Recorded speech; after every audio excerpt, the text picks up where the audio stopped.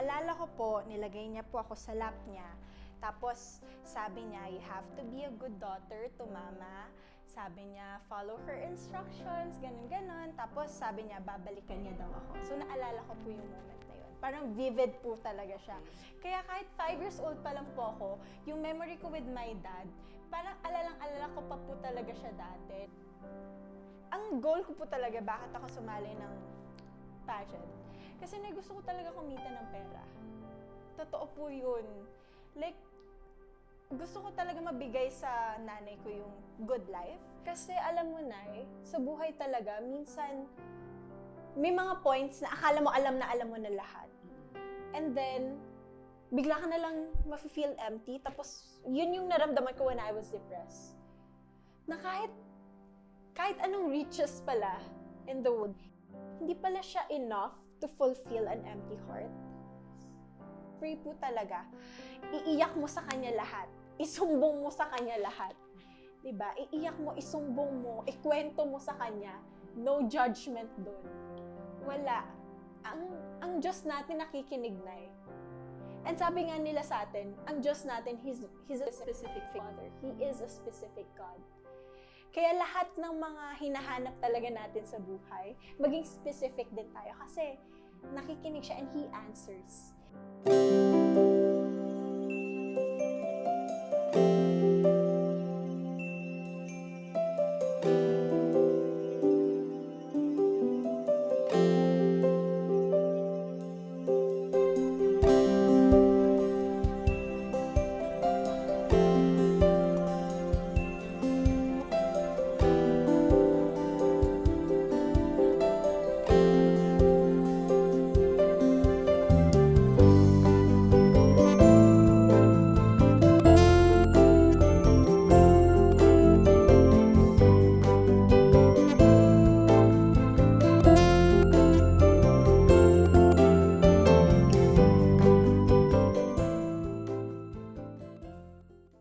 Welcome back po sa Finding Hope with Ami. Naku, talagang lagi ko sinasabi na napaka-blessed natin.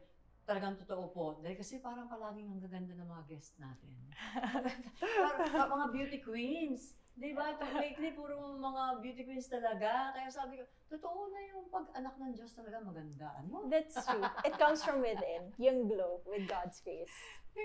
Ay, totoo pong pinagpala tayo kasi isa na namang beauty queen, Miss Universe Philippines 2020, right? Yes, Ang guest natin ngayon. Walang iba kundi si Miss Rabia Mateo. Na hindi lang maganda panlabas, kundi maganda rin yung kwento ni Lord sa buhay niya.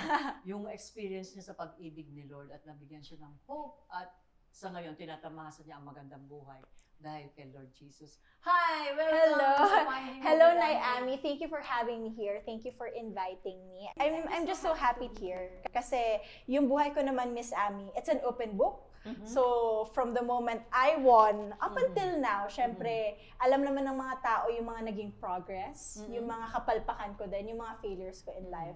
But overall, it's a good one. It's a good life. So, nagpapasalamat ako sa Diyos na binigyan niya ako ng opportunity to share it. Sige, umpisahan natin Yes, dyan sa buhay mo. Makikinig na lang ako, anak, ha? Yes po. Yung nanay ko po, nag-isa niya kaming tinaguyod, ako tsaka yung kapatid ko. So, growing up, parang palagi ko po talaga pinagdarasal. Teka muna, parang, sorry for interrupting. Nakita ko na parang nakasama mo muna ang daddy mo, ang papa mo for how many years? Yes. Bago siya nawala at naging single parent ng mami mo. O paano yun? Hanggang ilang taong ka? Yung daddy ko po kasi, nag-aaral siya para maging doktor dito sa Pilipinas. Okay. So the promise was, he's gonna just get his license in the US, tapos dadalhin niya kami doon. Kasi he's Indian-American. He's an American citizen. So yung mom ko, syempre umasa naman po, di ba? Nagkaroon pa ako ng isang maliit na kapatid. So, pagbalik ni daddy sa US, after 6 months, putol po yung communication. Yung ginawa ni mama, kasi yung dalawang kapatid ng daddy ko, nandito sila sa Pilipinas din, nag-aaral din ng medicine. Naalala ko, pinuntahan namin yun. Bit-bit niya yung kapatid ko, dala-dala niya po ako, kasi 5 years old. Medyo may memory na din. Tapos, pagdating namin sa apartment, wala na daw sila. So parang, si mama, parang feeling ko binuhusan siya ng malamig na tubig, kasi yung plano, syempre planado na bibigyan niya kami ng magandang buhay, yung partner niya that time, isang doktor, di ba? Bigla na lang, like, nawala. And then, yun, kinaya niya namang mag-isa. At saka nag-promise, sabi doon sa interview mo, nag-promise ang daddy mo na babalik siya. Yes. Nag-promise Naalala niya. ko po, nilagay niya po ako sa lap niya. Tapos, sabi niya, you have to be a good daughter to mama. Sabi niya, follow her instructions, ganun-ganun. Tapos, sabi niya, babalikan niya daw ako. So, naalala ko po yung moment na yun. Parang vivid po talaga siya. Okay. Kaya kahit 5 years old pa lang po ako, yung memory ko with my dad, parang alalang-alala ko pa po talaga siya dati. Pero God is so good, nung pagbalik po namin sa Iloilo, nandun pa po yung lola ko. Kasama po siya ng mama ko na nagtaguyod sa aming lahat. So, yung lola ko po, isa din siya sa pinaka-importanting taong humubog po sa akin. So, super grateful po ako na kahit wala po akong tatay, at least nandyan po yung lola ko na tumulong po talaga sa amin.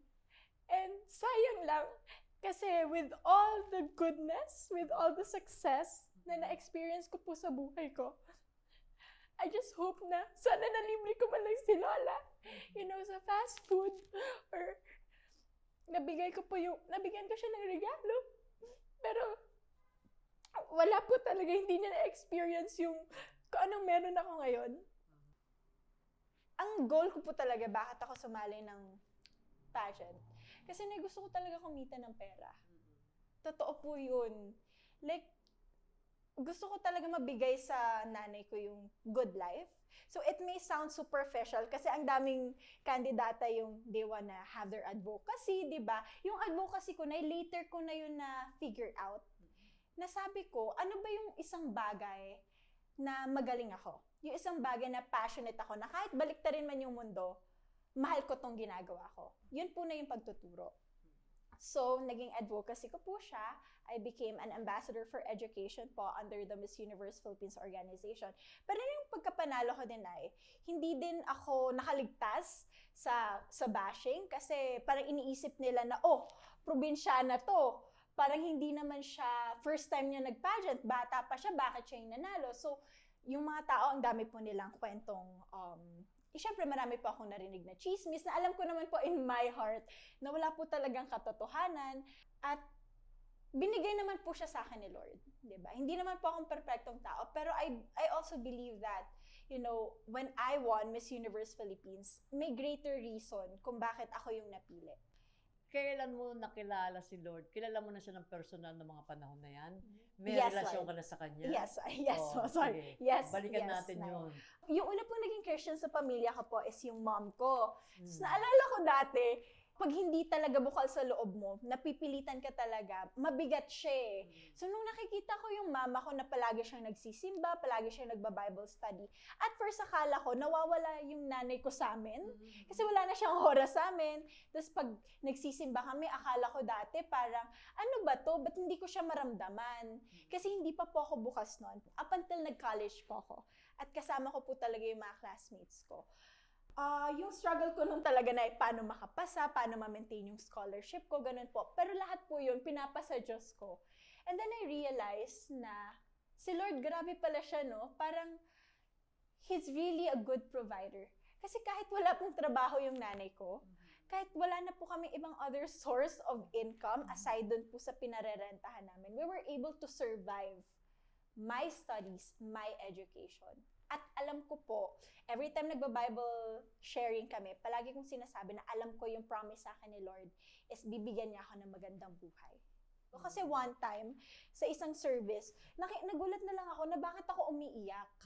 Wala naman akong problema, wala naman po akong dala-dala, pero dahil po naramdaman ko yung presence niya at naramdaman ko po yung pagmamahal sa akin ni Lord, na kahit hindi po ako perpekto, kahit minsan ang dami din pong, mga inggit sa puso ko, ang daming comparison sa puso ko, ang daming question. And for the longest time, parang nag-ask po ako for a father figure na mag-guide sa akin. Pero nandiyan po pala si Lord, si God as my father and as my provider. Kasi during the time is yung problema ko lang po talaga is yun, finances. Pero yung mama ko po, she was strong enough and she was cool enough to make fun of what is happening. And then, hanggang sa nakapag-aral ka, Yes. graduate cum laude, Cum laude. diba?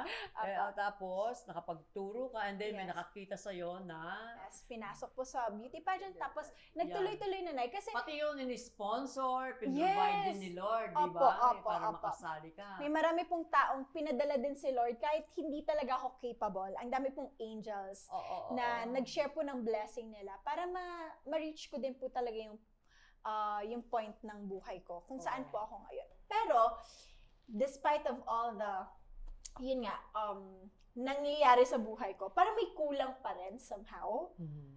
Kasi, goal ko po talaga na Teka muna, anak. Apa. Balikan muna natin. Nakasali ka sa pageant. apa, And then, nung contest, ayan, na Apa.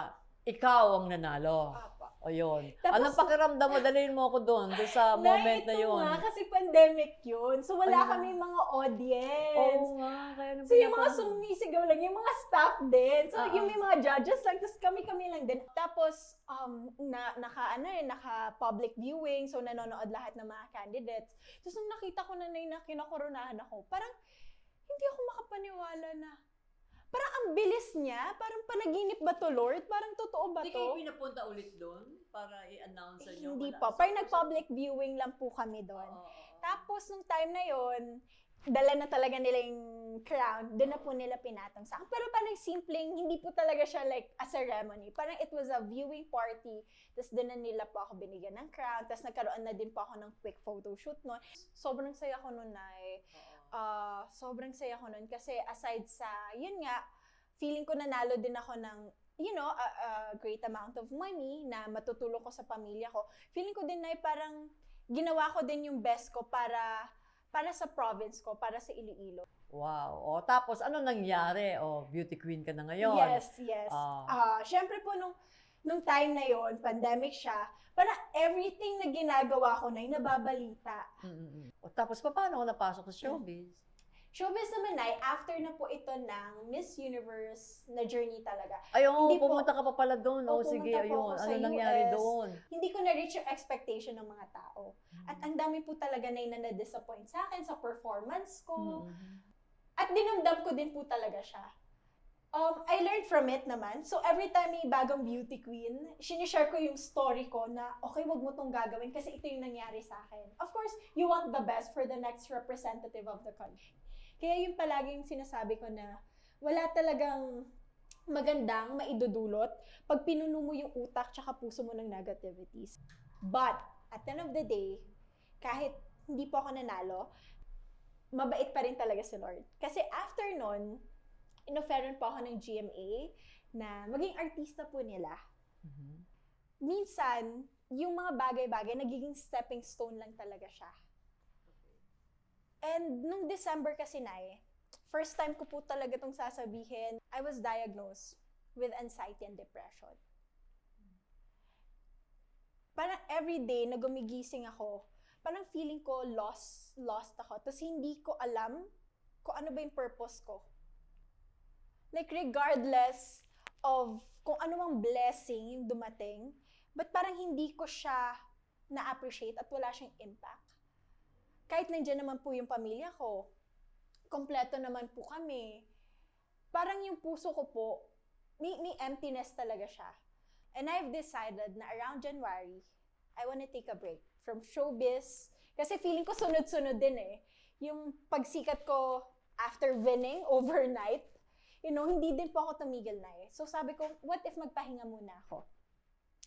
Ang ginawa ko po noon, pumunta po ako sa US. Nagbakasyon po muna ako, you know, muni-muni. I was praying so hard kung saan ba talaga ako. Tinignan ko din po yung opportunities doon sa pagiging isang physical therapist. At nung nasa US po ako, may isang surprise na nangyari po sa akin, na matagal ko na pong pinagdarasal. Yung, I was able to contact my dad. Because po of the Filipino community din na tumulong sa akin. Pero, binigyan na din nila ako na yun ng heads up. Siyempre, it's been a while, like, ilang years ago yun. 23 years ago, since the last time magkausap kami. baka kung ano man yung expectation ko na magaganda, baka hindi siya mangyari, yun yung sinabi nila. So, hinanda ko din po yung sarili ko. So, masakit po siya, Nay, pero pinasa Diyos ko na lang din. At sinabi ko kay Lord na, Lord, bigyan mo na lang po ako ng peace of mind na for now, tatanggapin ko pa kung ayaw niya po muna makipag-usap.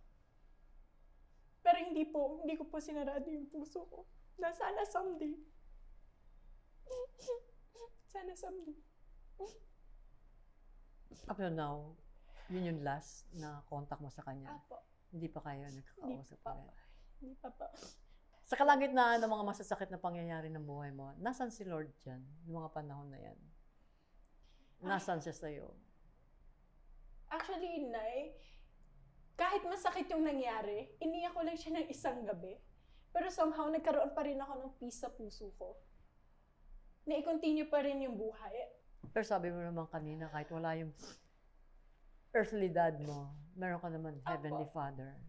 Opo. At never naman po nag-fail sa akin si Lord. Kahit hindi po perfecto yung buhay ko. Palagi niya pong pinaparamdam sa akin yung presence niya.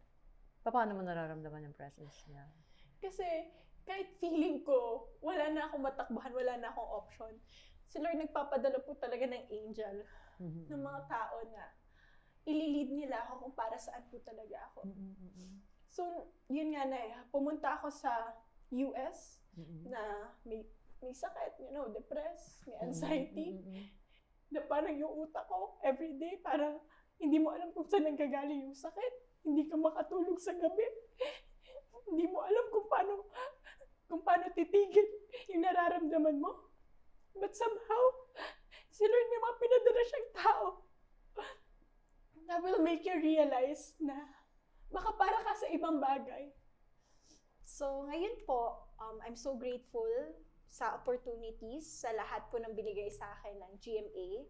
Pero I have decided to go back to my studies and continue med school. So, yun po yung naging goal ko. Kasi sinasabi ko na, Lord, give me a vision for me to be grateful. Lord, palitan mo lahat ng mga nakikita ko ngayon kasi palagi po ako nakafocus na sa betrayal kasi naka-experience po ako ng betrayal, naka-experience po ako mawalan ng milyon-milyon ng pera kasi pinagkatiwala ko po sa mga taong akala ko kaibigan ko. Parang patong. At yung ending niya po na, I have so much anger and hatred in my heart na it consumes me.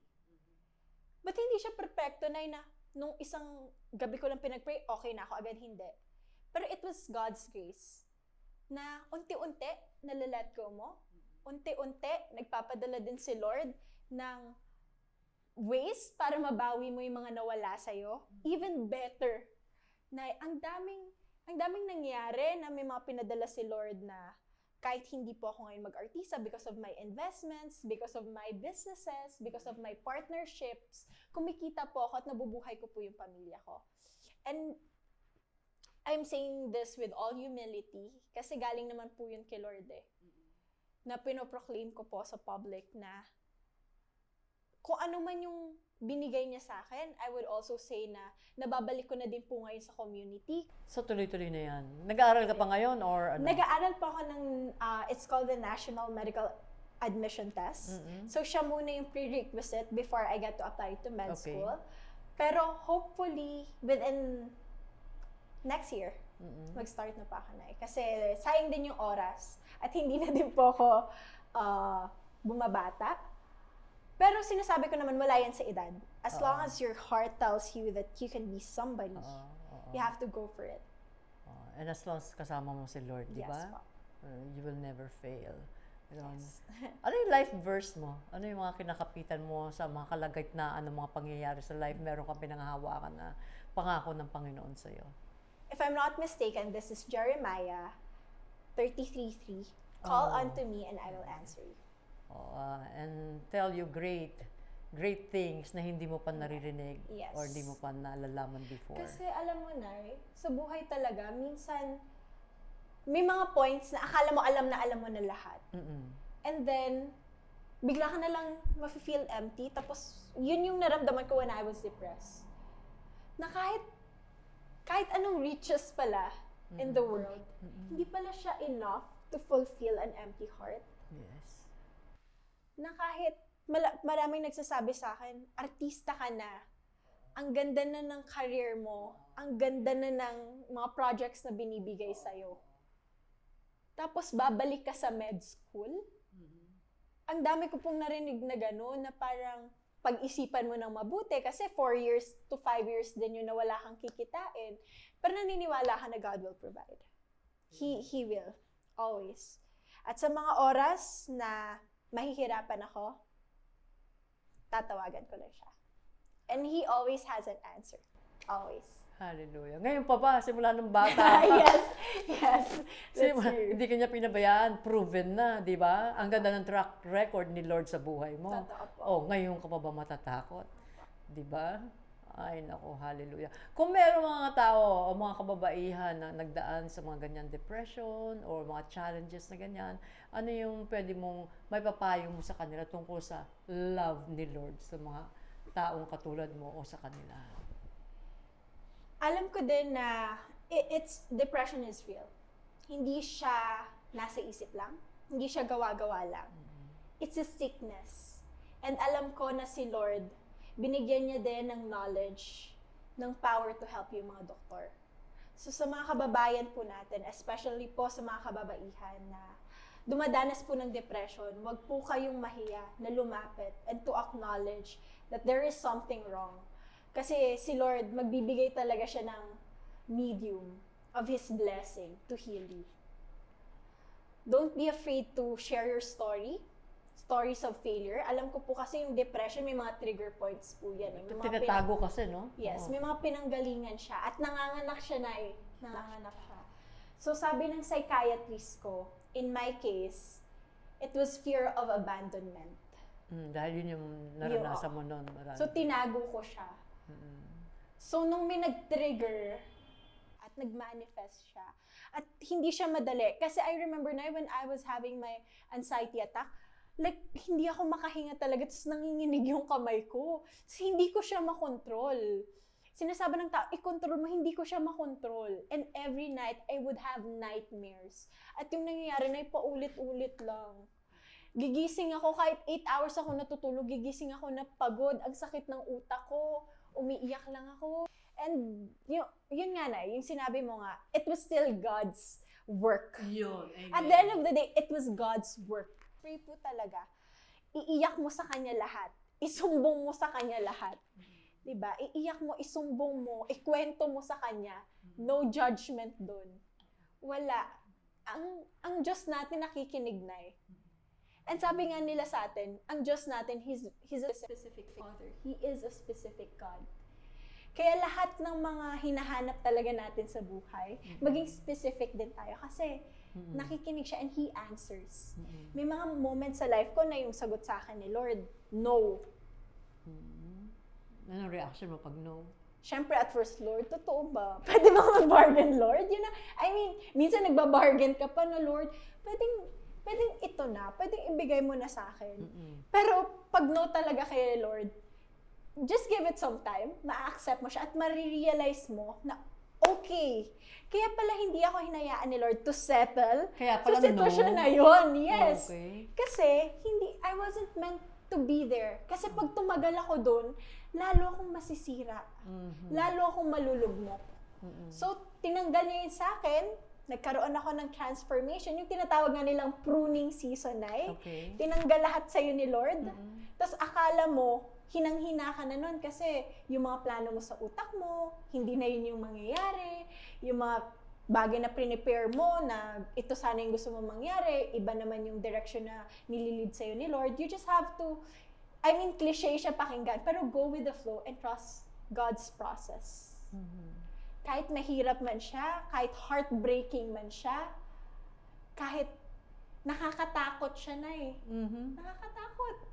Kasi wala kang security eh. Kasi for most of the time, gusto mo, may control ka. Pero pag pruning season, tatanggalin yan sa'yo ni Lord. Kasi darating din yung moment kung saan bubunga ka ulit. You're gonna bloom again. So, yun yung pinaka-main purpose mo ni Lord sa'yo. Apo. Sana Lord. Serve, maging Yes. doktora, matulungan yung mga nangangailangan. Yes, pinagdarasal ko talaga siya, Nay. Pero kung hindi man yun, ang maging purpose sa akin ni Lord, alam ko sa sarili ko na bata pa ako. At susundin ko kung saan niya ako ilalagay. Amen. Kasi ang main purpose natin is to serve Him. Yes. Kung saan na tayo ilagay. Hallelujah, praise God. Can we ask you to pray for the people na nangangailangan ng tulong, na may mga pinagdadaan ng sa buhay nila, iba-ibang problema, may mga challenges, yes, na malaman din nila na si Lord lang talaga din, na sana makakilala rin sila sa Panginoon tulad mo. Lord God, maraming salamat po sa lahat ng blessings na ipinagkaloob niyo po sa amin. Lalong-lalo na po sa akin, Lord. Yung mga failures ko po, yung mga pinagdaanan ko po, alam ko, it's just a testimony of your goodness. Kung paano po kayo kumilos sa buhay ng isang taong hindi perpekto. Lord, sana po yung mga kababayan po namin na dumadaan din po sa depresyon, sa anxiety, Lord, sa mental health issue. Lord, gabayan niyo po sila na makita po yung tamang daan. At sana po bigyan niyo din po sila ng lakas na humingi ng tulong. Saka Lord, sana po proteksyonan niyo po lahat ng mga taong may mabubuting intensyon. Sana bigyan niyo po sila ng lakas, ng dunong, ng experience, ng wisdom, para lalo pa pong ipagpatuloy yung kanilang purpose in life. Gabayan niyo po kami, Lord, kasi hindi din po talaga madali to. Pero naniniwala po kami in your presence, nothing is impossible.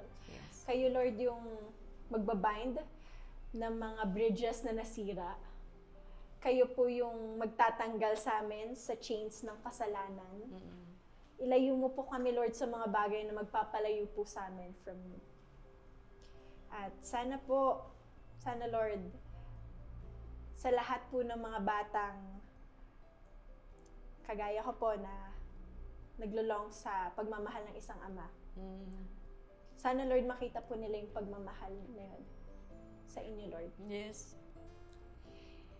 In Jesus' name, we pray. Amen. Amen. Akap kita. Thank you, Nay. Thank you for having me. Thank you po. Thank you. Iyakin talaga ako. Okay lang. Maganda. Maraming salamat sa napakagandang kwento ng buhay mo, na kahit na ang daming pinagdaanan, napatunayan na, di ba, nandyan si Lord, hindi nagpapabaya sa mga anak niya. Na kahit akala natin, parang wala nang pag-asa, pero nandyan pa rin ang Diyos na nangangalaga sa iyo. Kahit na hindi mo nakikita, di ba, kumikilos pala siya ahead of you. At yung plano niya, mas maganda kaysa sa plano natin. Amen. Hallelujah. Praise God. Maraming salamat sa napakagandang kwento ng buhay mo. And maraming salamat din po sa panonood ninyong lahat. Hanggang sa susunod, dito pa rin po sa Finding Hope with Annie. God bless.